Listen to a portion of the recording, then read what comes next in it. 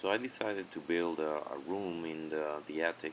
Uh, there's a space there that I wanted to use to build a room for my daughter, and as you can see, I started from scratch.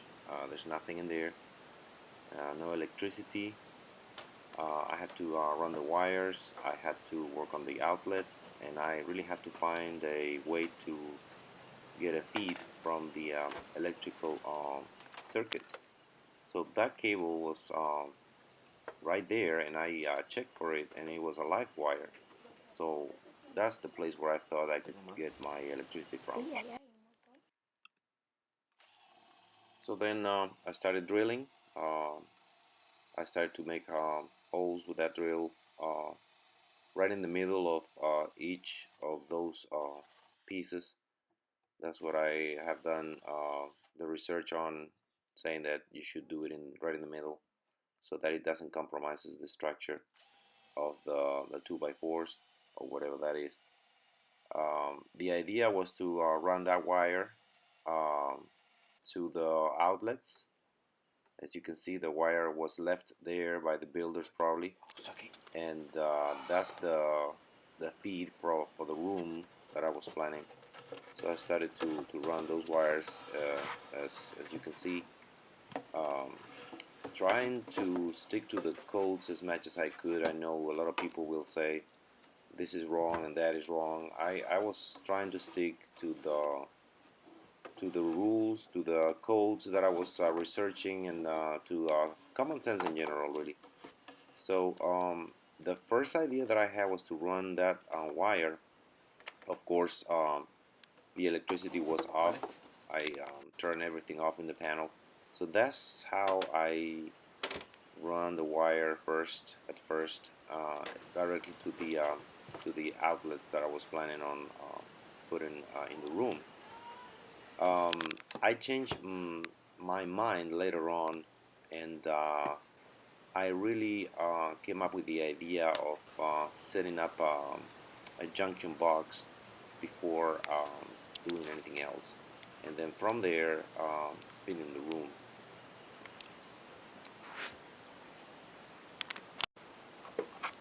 So as you can see, I was setting up the boxes where the outlets would be.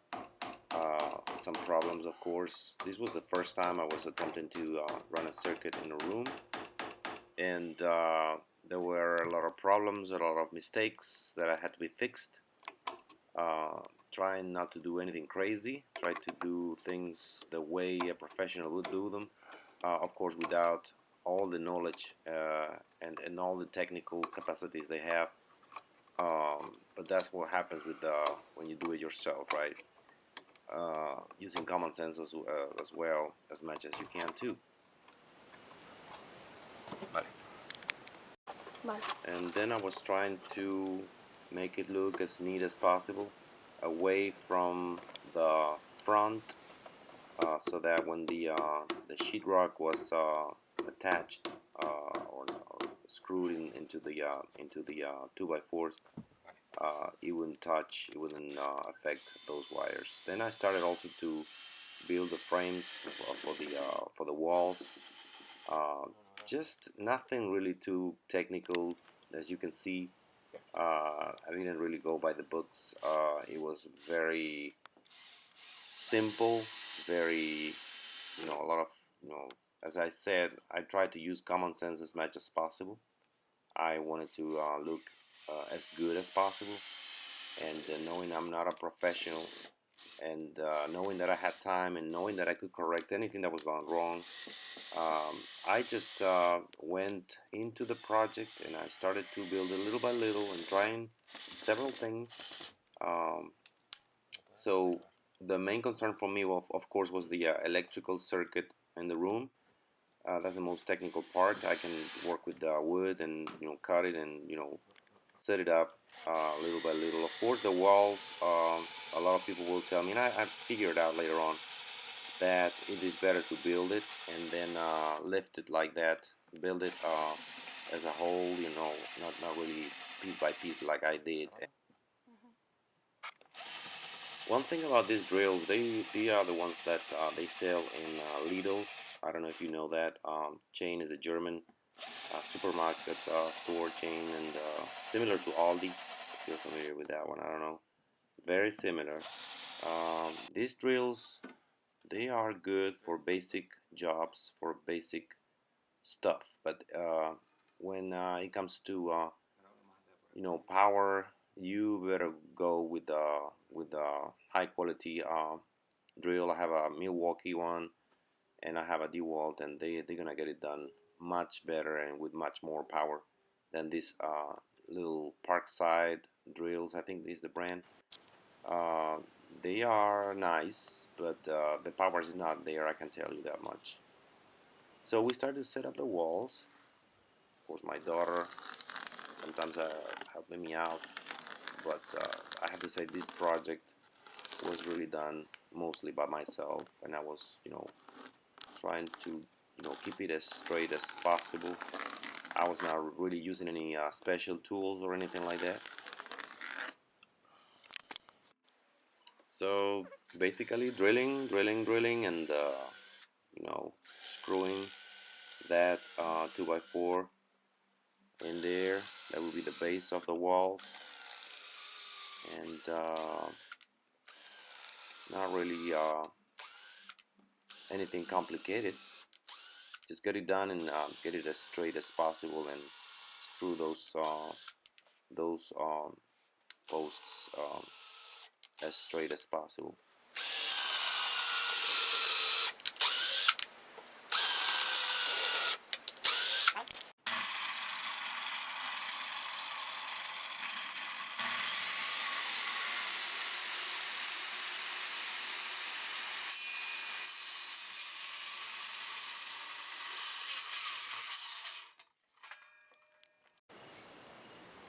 Yeah.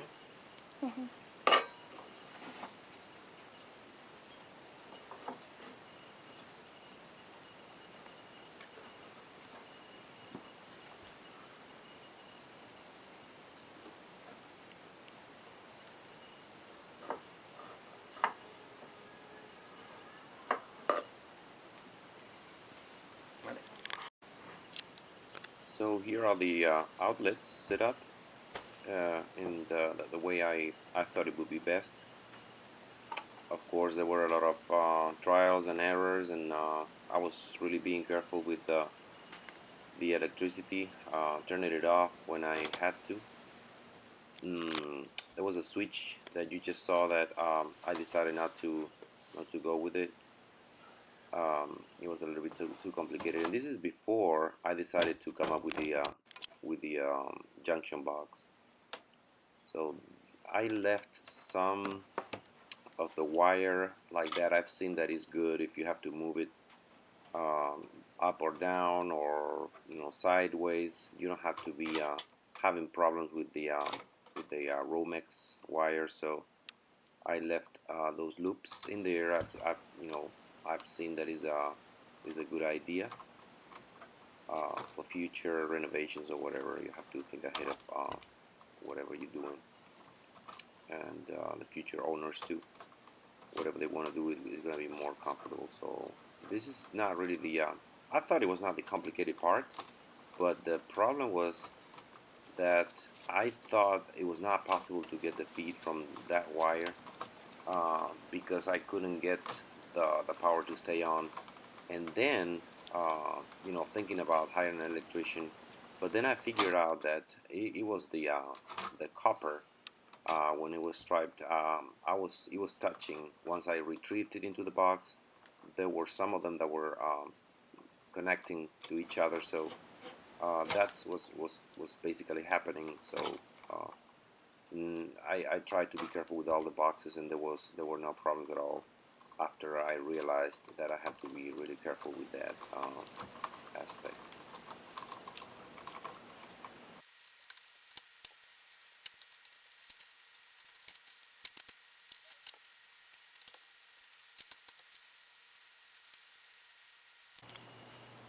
So here you can see some of the structures, some of the walls up already. Um, Also, you can see some of the sheetrock going on. No insulation yet, I think, but yeah, I was making some progress. I needed to cover gaps, and it was labor intensive, I can tell you. Just one person. Uh, I thought, it's just a room. I can go for it, but it was really harder, much harder, and much more intense and complicated than what I thought. But it doesn't mean that it was not doable. So as you can see, those are the walls up, ready for the extra wiring or outlets or whatever it is. You can see another outlet there. Then that's the door up. I have some problems uh, so that it could fit, and it could close and open properly. That's the switch, general switch for the room. That was already set up too. And the door was good, heavy quality door. I think it's an outdoors door that I bought at Habitat for like $25.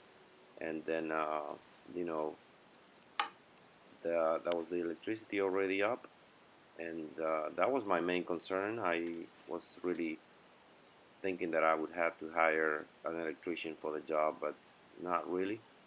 I know there are things that are not up to code, or they uh, they don't look good or whatever, but I really feel that it is safe, and it is within the parameters of safety, even though again is maybe not really uh, respecting some of the codes. But I think it's more like details, and hopefully those details are not going to be the cause of a fire or anything like that.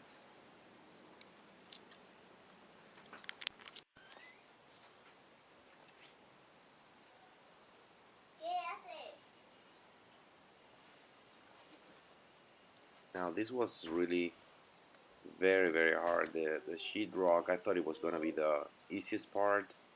It was really hard to fit those pieces properly and cut them the right way. And oh my gosh, I had to get the help of my son to get those pieces up there. That was really horrible. That was really hard to get.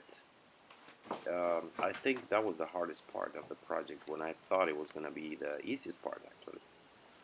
But little by little, I was making progress. This was my first time working with these sheetrock panels. I was unexperienced. I really didn't know what I was doing. I had an idea. So, the thing was to try to make it look as good as possible. I tried to not to be doing a crappy job in there, even though it is. I feel like it is, but it doesn't really look like a crappy job, even though in my standards, it is. I was not really very happy about it. But in the meantime, sometimes if you just think that way, you're not gonna get anything done. You're not gonna get into any project really. So you just might as well go ahead and do whatever you think you can do, and get it done, and see how it goes. And again, I'm sure a lot of people are seeing a lot of mistakes and a lot of wrongdoing here, but it's really something that does not concern me, uh, because as you're gonna see later on at the end of the video, my daughter's gonna be in her room, in her own room, in her own privacy, with electricity. The heat, of course, has not been brought up there. We have a central heating and air conditioning unit, but it is really that's the heat right there. So that's what she's using, and since it's a very small room, it's gonna heat up the whole room pretty quick. It is very well insulated. I put some insulation on top too. Is all over the room, all around the room, and it gets pretty warm pretty quick. Even though the attic, it gets cold or hot very quickly. So this is the last part. This is not the finished part, of course. There are more rooms coming, hopefully, but I'm basically done except for a couple of things. This is the final result for now. She is in her room right now, and she is really excited and enjoying it. No major problems at all. It doesn't look as good as a professional would have made it look, but in my book, my daughter has a room. It is her own. She's enjoying her privacy. She has her things in there, and that's what counts. Thank you for watching.